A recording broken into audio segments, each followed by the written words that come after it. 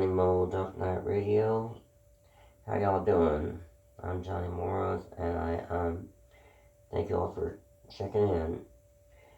Well, those of you that know what's going on with me and the other channel. And first of all, before I forget, I've in the past I tried to answer the comments. As I really am grateful. First of all, I should say that I am incredibly grateful that people care enough to make comments. I thank you very much.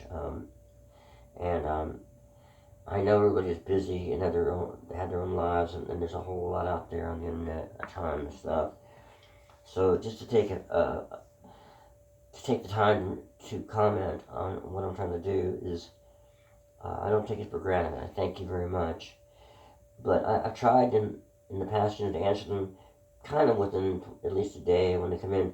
But it's been so hectic here and such an intense time in the last couple of months, really, that I still try to answer them within a few days, but it might get to a point where I just answer them,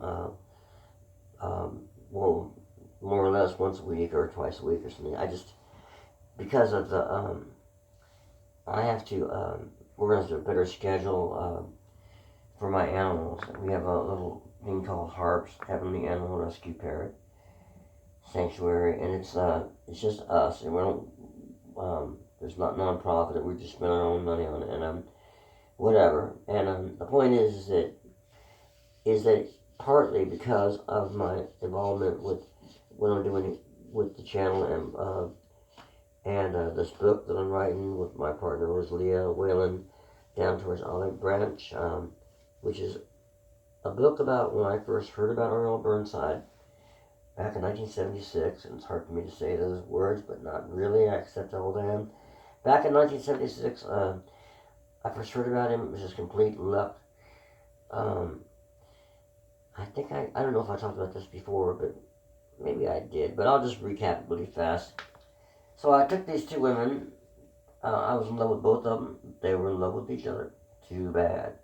However, we were friends. And, I mean, it wasn't quite as, like, that cold-blooded. I mean, it was, or whatever, or as divisive as that.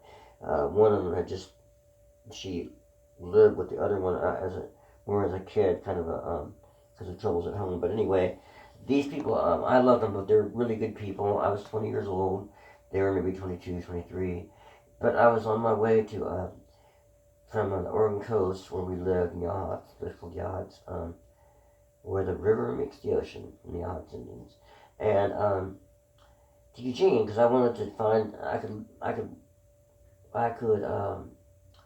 use, my dad had passed away 10 years earlier, and there was Social Security money available from him that I could use to go to college. And I wasn't exactly a prime student in high school. I went to 6 schools from 7th grade to 12th grade, 7, 8, 9, 10, 11, 6 schools, 6 years, including Jeb Stewart High School in Virginia, in 9th and 12th grade. 12th grade, I only went there part of the time and worked part of the time at printers, which making notary public seals.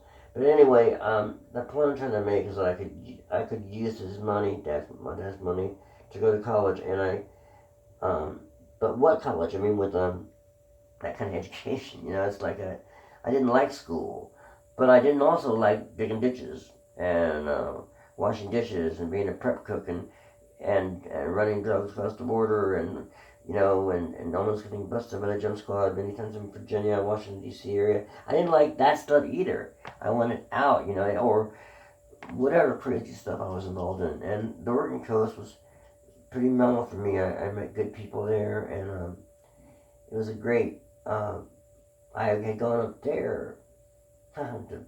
Sorry, this is going to wander and run. I went out there when I was 18 years old because I had problems in, wait a minute.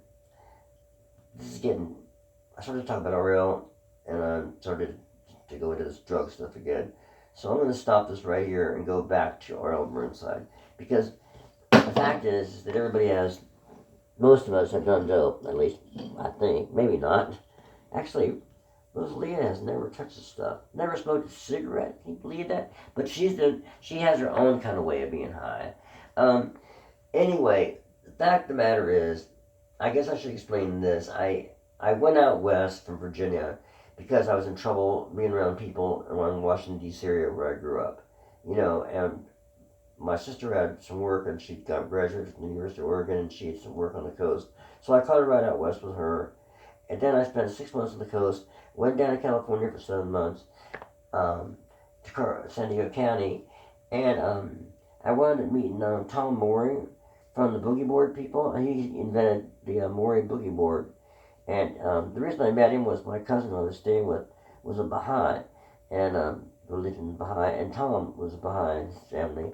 So I stayed with my cousin in inland about 20 miles around San Marcos, and Tom, I guess he talked to Tom, and he wanted to unload me really, and but before that he gave me a harmonica, I will say that, and so I went to Tom's place in Carlos Bay, California, and I started to work there with him making boogie boards. At that time, he only sold 20 or 30 a week, and I don't know if you're familiar with them or not, but they're a body surfboard made out of polyethylene foam, and the kind of skins that people make with that down sleeping bags are made of, and all the beautiful colors that come out of that. And Tom was an inventor, and but he did all kinds of stuff, and this was a pretty cool little invention. All the tools were homemade, and he was a fascinating person. He's passed away now, but you can look him up on the internet if you'd like. Tom Morey, Morey, a real, true American, what do you call it, American eccentric character. I mean, a pioneer in his own way. And sure enough, he wound up making a ton of money on him until the corporation said, we're going to steal your name and put them on, then we can make them cheaper, or we're going to steal your idea, I guess, and move the thing to Tijuanna, which they did anyway, or Baja, and to make them cheaper there, or we're just going to rip you off, or you can let us use your name.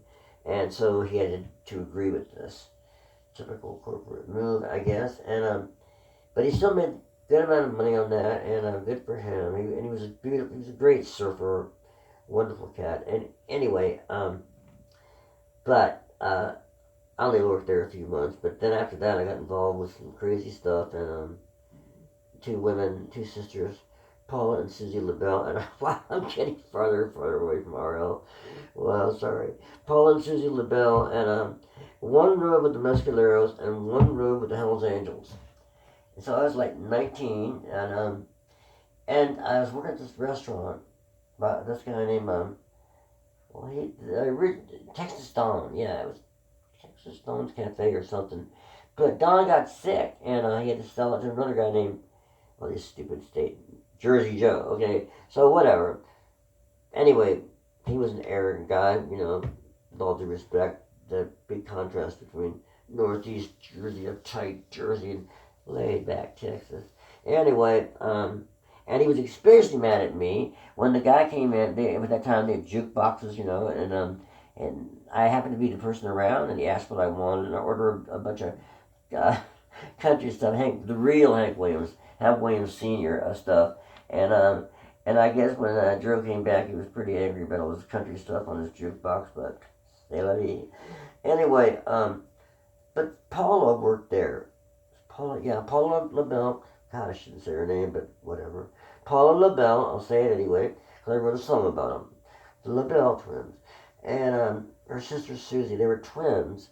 And Paula, I was kind of doing different stuff, prep stuff and different things.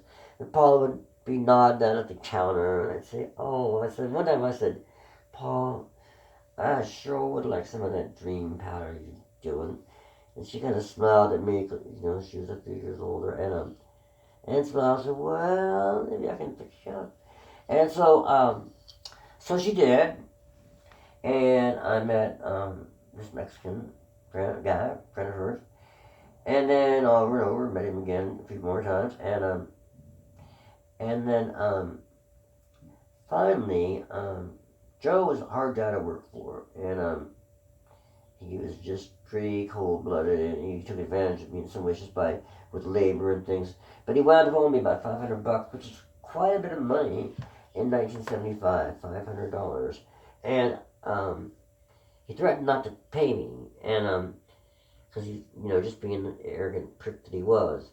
But I remember he was sitting in his pickup, and I said, you gotta pay me all this work I've done and everything. And he got his checkbook out, and he wrote the check, and I ripped it off the thing, and I, God, okay. So I got the money from him, and I didn't trust the place anymore, of course, to work there. And I went and cashed the check, and then I found my Mexican friend, who Paul had introduced me to, Sergio, and he was sleeping in the Deacon house, and I knew where he was, and so I said, Sergio, this guy almost fucked me over, and I don't know, I need, we need to make some money, and I just can't afford this to be. Well, I was double talking and stuff, and then I finally realized what I was saying. I said, well, let's cross the border. It's cheaper there. And then Sergio was from further south of Mexico, and then he moved to Tijuana, so he knew Tijuana, and he said, oh, okay. He's just waking up, okay, sure. And so I think that day or a couple days later, we crossed the border to Tijuana, and got ourselves a quarter ounce of junk. He knew people, like I said, and it was good enough where we could. Why am I telling these stories? You know what? Because I'm not the only one that's done this. I bet you. And it's just part of life. Anyway, it's Dark Night Radio, and I was gonna do a story about Coco again, the goat, and arrogance and responsibility on my part, how I blew it. But this kind of is on the same parallel level. So now there are other jobs in Carlsbad. I worked at the Boogie Board place, the restaurant. I could have got another job. Why did I choose smuggling? And Mickey Mouse smuggling at that. I didn't have much money. I mean, it wasn't like I was one of the cartel members. I had a, I think, I don't know what it was, a 1965 Ford something or other, and I had stupidity because I was 19. I didn't think I'd get busted. I mean, I guess I had in that way that's arrogance. So and why did I choose that? I mean, heroin is not good for people. It's not good for me. It wasn't good for anybody else. But it just seemed the natural thing to do because I mean, it's what I've been doing since I was 17, off and on, and that was only a couple of years at that time, but the point I'm trying to make is that I guess that was the job I chose to do at that moment. And so Sergio and I, we got the stuff, and it was good enough where we could cut it. So we cut it twice, cut it once or twice, and we stuck it somewhere in to cross the border, somewhere, I don't know, so we didn't want it to melt, of course, so someplace safe, but somewhere around the engine, and I can't remember where, but it was. We crossed the border and no problems, and there were problems later, but this is just not. But this time there were no problems the first time, and anyway, it went on a few months, and I guess I might as well just finish the story. It went on maybe not that much, 6 to 8, 9 times, until I think the last time it got kind of hot because they I don't know. Well, first of all, he'd get the dope from a baseball manager. He had the best baseball team in Tijuana. But Tijuana's hard times, and we're going to make some money. And that was one of the things he did. So, anyway, the stuff was good, but Carlsbad is a small town, and, people start talking, and people start knowing what your business is, and I just wasn't thinking so clearly. I was living in my car, and Sergio was living in his mom's house, and one time, maybe this is one of the reasons things changed. I had to call. I was working construction too. I was working another job. I was working construction too, off and on, with a guy, and somebody did something, and we owed him $25 worth of heroin, and I had it in a harmonica case. And we pulled into a drugstore. In front of the drugstore, there was a payphone. No cell phones, payphones, and we parked. We're only there. There's like the street and the slanted parking spaces, and we parked there. And I was gonna call my boss, and then a cop came up. Speaking of arrogance, and this stupid light on and everything, and he apparently the drugstore had been broken into, but I think we were far from breaking into a drugstore when I was heading to the payphone. So anyway, he's giving us, a hard time, and I kind of joked around with him, and he goes, "Shut up."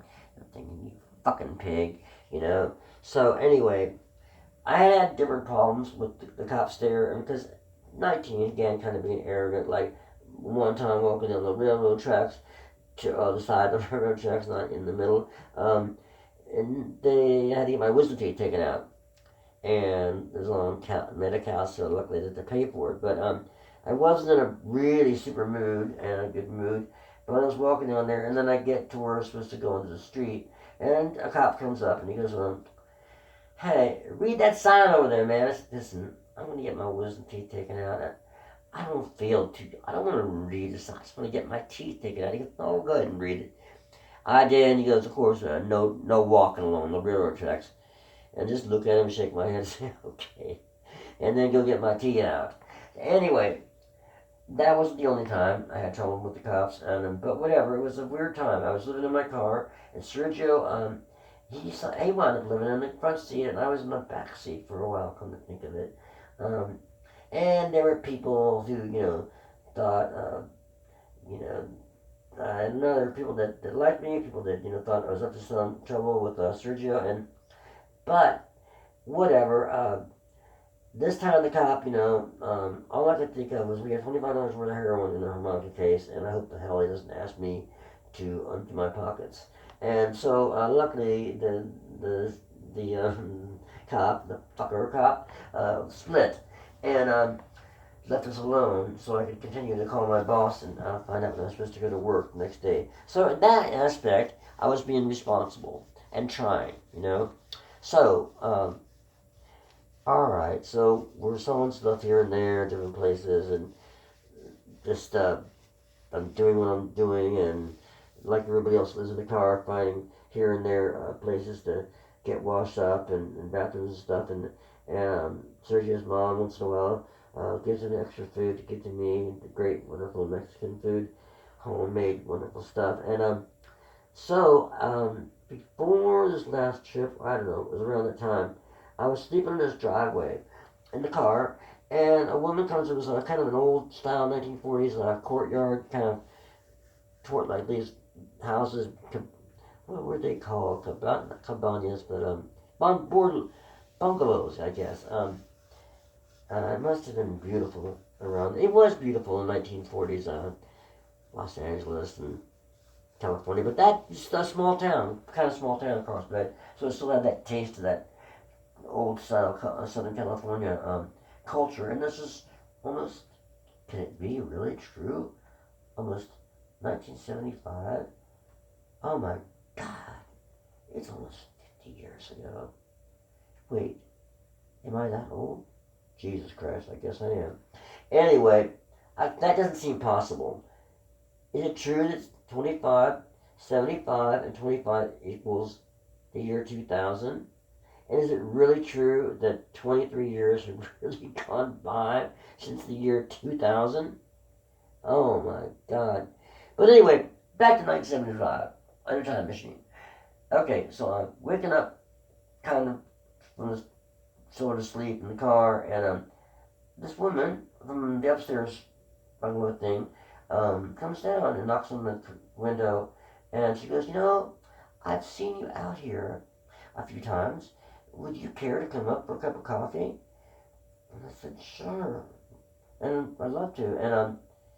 And then I went up there, and I was looking kind of tired. Wait, I guess along with those wisdom teeth, they gave me a flipper because I had busted out a front tooth. And, toothless front tooth. Toothless, kind of scrawny, junky type character. Why did this woman want to come down and ask me up for a cup of coffee? I guess that's my question. Very nice person is why. And So I was having coffee with her, and I was Sergio always come to the car when he got up, and knock on the, so we get together and do what we're doing, so he was looking for me, and I wasn't in the car, of course. I was up there, and there were very many people in this bungalow area. So he came up and found me at his at this woman's house, and then I thanked her and left, and she was Sergio's neighbor. I don't think he'd ever even seen her before, because he was on again, off again, staying with his mom and his stepfather.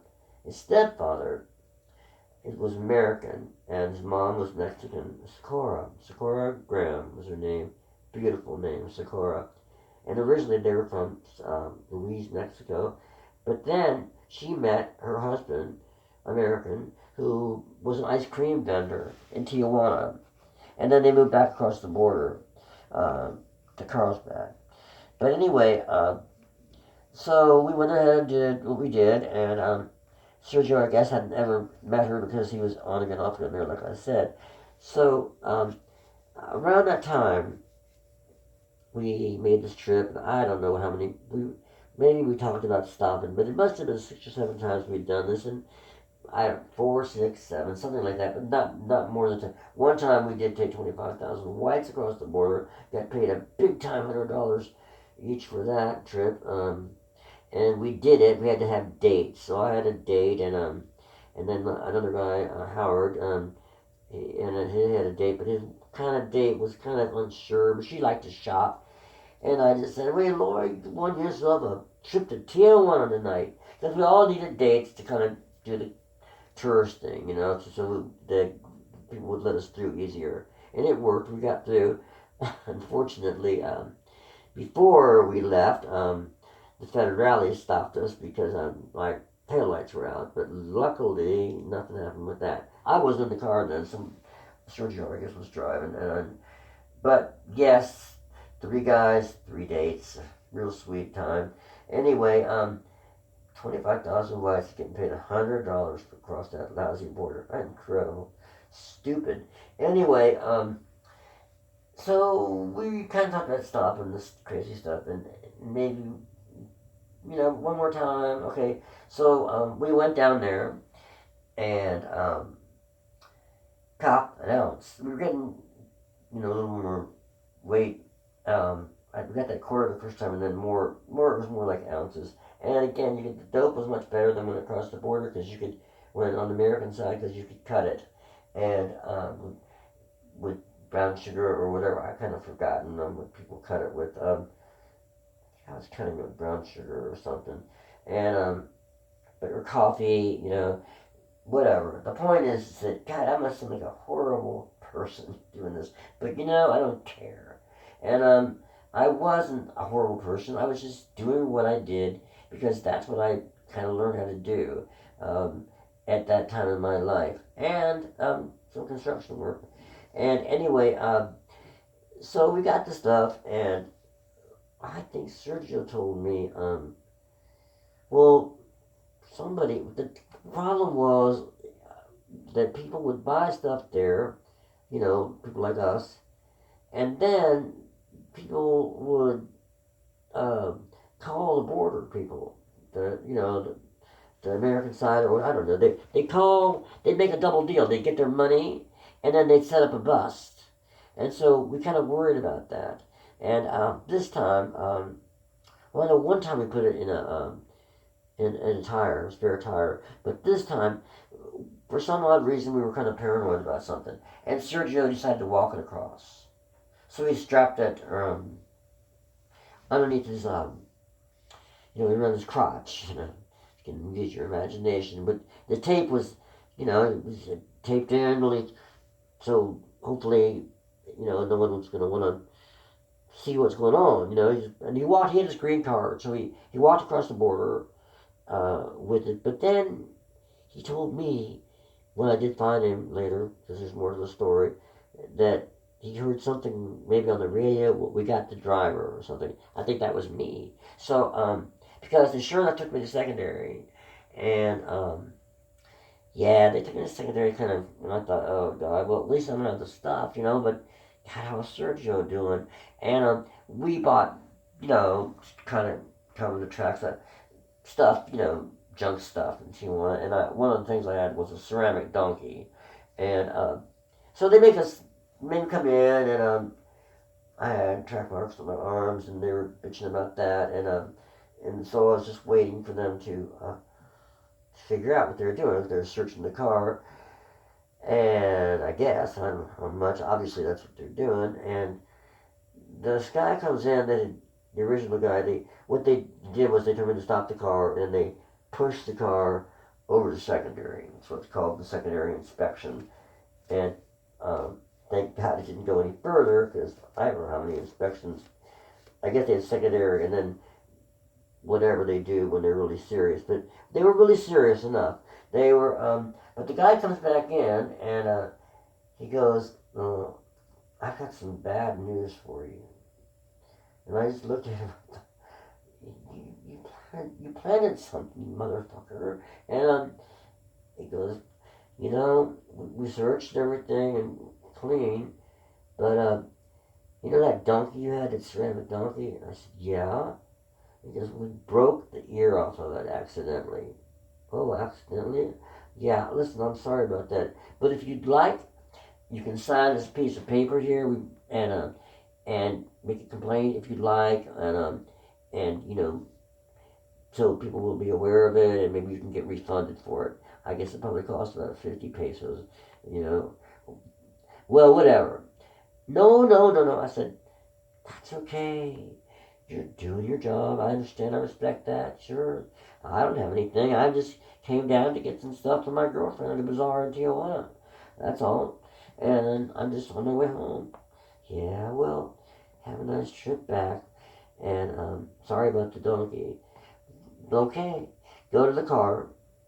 They had ripped up they'd done a lot of searching, I guess, but one of the places they did was the driver's side, on the side, you know, where your handle is, and the side of the door, the inside side of the door. They had ripped that up, open, enough to where they could look inside, and they didn't bother to put it back. Okay, one of those things. And the arrangement was, I got out of there, you know, I left, and the arrangement was for us to meet at the Jack in the Box, because they always fast food joints on either side of on the American side of the border, and whatever they had. I don't think they had the same thing on Tijuana side. They just, what happens in Tijuana is that the border guards, even at night, you just wave you in, they want you there. But anyway, there was a bunch of junk food places there, and so I go in there, I'm hoping Sergio's made it across, you never know. And he was there. God, thank God that he was there. And I told him what had happened, and I said, yeah, I understand, you know, I told the guy, you're just doing your job, and Sergio said, you know, why say anything to them? Just get out! Okay, yeah, right. Anyway, Sergio, maybe he had some problems himself, because he didn't get out that fast, but they let him go through, and so I picked him up at the Jack in the Box, and then we got home, and safely and everything, and we continued to do our thing, and with stuff, but finally, it all led up to somebody knocking on I think maybe I got an apartment or something, and then by then, and somebody knocking on my door and saying, you know, I don't know if you noticed or not, but this narc was following you for the last half an hour, or whatever. And I said, yeah, really, Frank? And he goes, yeah, really. And so people were getting kind of like knowing what was going on. So it's time to go. And my sister was living in Oregon. I don't know where I was going to go, but I did figure out, okay, maybe back to Oregon. And I called her. It was July 1st, 1975. So this whole thing only lasted a few months, but it felt much longer. Well, 7 months down there, completely. But, so, I took off back to Oregon. Goodbye, Sergio, goodbye. Cops, goodbye, Tijuana. But anyway, Sergio and I remained in contact. And the woman that came to get me for some coffee, and Sergio came to find me at his house, Well, Sergio, and I cannot remember her name, unfortunately, but Sergio, he wanted to get a landscape business, and I actually worked for him 7 years later for a few weeks, or a couple weeks. In 1982, he got a landscape business, and he got married to that woman. And they had 3 kids. So, if I hadn't been a stone cold dumbass junkie there, doing that stuff in Tijuana with Sergio, and kind of getting in some crazy stuff, and living in my car, and his outside his house, and the woman that lived in the bungalow above. If I hadn't been doing that stuff, these 3 children might not even be born. They might not have ever met. So ain't that something? I don't know. I'm not saying you need to go to Tijuana to create children from somebody else, but it's one way to do it.